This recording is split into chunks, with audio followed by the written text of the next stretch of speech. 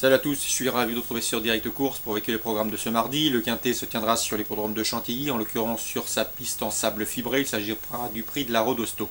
Voici ma sélection pour ce handicap. J'ai placé en tête le numéro 2 Saint-Hélier, un cheval qui connaît bien le parcours, qui aborde cette fin de saison avec une certaine fraîcheur et qui, de surcroît, a terminé deuxième de cette course l'an dernier. Je le pense capable, cette fois-ci, d'obtenir la consécration.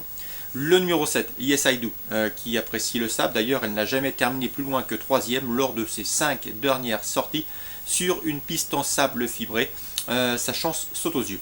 Le numéro 12, Tolka, un cheval qui s'est souvent fait remarquer par ses fins de course. Attention, s'il peut avoir une course rythmée, il a parfaitement les moyens de terminer sur le podium à belle cote. Le numéro 3, Aristote, qui n'a plus à faire ses preuves en pareille société, celle des handicaps. Il y compte déjà 4 succès et 10 places en 24 tentatives dans les quintets d'ailleurs. Donc 4 succès et 10 places en 24 tentatives dans les quintets. Son expérience lui vaudra de logique supporter. Le 6, Sargas, on s'attendait à mieux de sa part dernièrement sur la piste en sable fibré de l'hippodrome de Deauville. Il faut la racheter car elle apprécie tout particulièrement les pistes en sable fibré. Le numéro 9, Lucia, ses 2 dernières sorties publiques se sont soldées par autant de succès, bien que remontée de 5 livres après son succès obtenu récemment sur cet anneau, eh bien, elle comptera à juste titre des supporters. Le numéro 17, Belle du Taillis, outsider valable dans cette course, qui vaut mieux que ne l'indique son classement brut enregistré dans le prix de l'élevage dernièrement à Saint-Cloud. De retour sur une distance à convenance, il convient de s'en méfier, tout comme le numéro 1, Exécution, certes qui n'a plus de marge de manœuvre sur l'échelle des valeurs, qui demeure également intermittent, mais confié à Christophe Soumillon. Ayant déjà eu l'occasion de faire l'arrivée sur la PSF de Deauville courant août et ayant hérité d'un bon numéro dans les stalles, mieux vaut donc ne pas le négliger. Le résumé chiffré, 2, 7, 12, 3, 6, 9, 17 et As. Suite du programme, toujours à Chantilly. Dans la première, j'aime beaucoup le 104 Calvin Williams. Le cheval devra accuser de logique progrès sur sa course de rentrée dernièrement. C'est un cheval qui se plaît tout particulièrement sur le sable. Ici, je le pense capable de s'imposer. Je lui poserai surtout le 106 Ipswich, qui a été digne de courir au niveau listed par le passé. Donc le 104 Calvin Williams pour sa marge de progression en cette fin de saison et son aptitude au sable, on lui opposera le 106. Alain Couetil dans la 5e présente le 502 Front Pop. Le cheval est en constant progrès.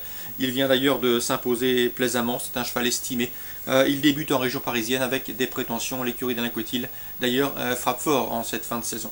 Je lui poserai le 501 Magic Movies qui à mon avis doit bien faire ici. Magic Movies qui reste sur 2 bons résultats sur la PSF de Pornichet-la-Baule. Et le 504 Auvray, un poulain à l'évidence perfectible.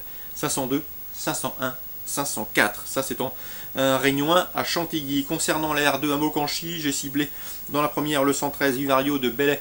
Le cheval débute autre montée, mais Hubert Hardy m'a confié que le cheval avait essayé dernièrement à Vincennes lorsqu'il a couru à l'attelé. Eh bien, Johan Le Bourgeois l'a essayé le même jour.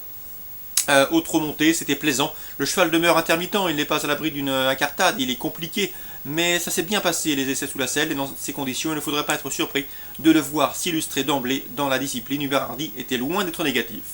Dans la 4e, 3 chevaux pour un couplet, le 416 Stilinium Duval, qui sait finir vite, n'a pas eu le bon parcours la dernière fois, mais Eddie Plancheneau l'estime capable ici de terminer sur le podium. En tout cas, il y compte. Le 415 Tempo de l'Exlore, qui reste sur une série convaincante de 6 podiums consécutifs. Difficile de l'écarter d'un jeu. Le 413 Top Price Pia, à mon avis, il faut le racheter. Le cheval a prouvé qu'il était compétitif à ce niveau. Donc 416, 415 et 413. Je termine avec la 5e, où à mon avis le 516 Vasterbo Checkpoint fait face à un engagement sur mesure. L'opposition est largement dans ses cordes. Et à mon avis, il devrait pouvoir s'imposer dans cette course sur l'hippodrome de Rouen-Montcanchy. Donc attention, 516 Vasterbo Checkpoint.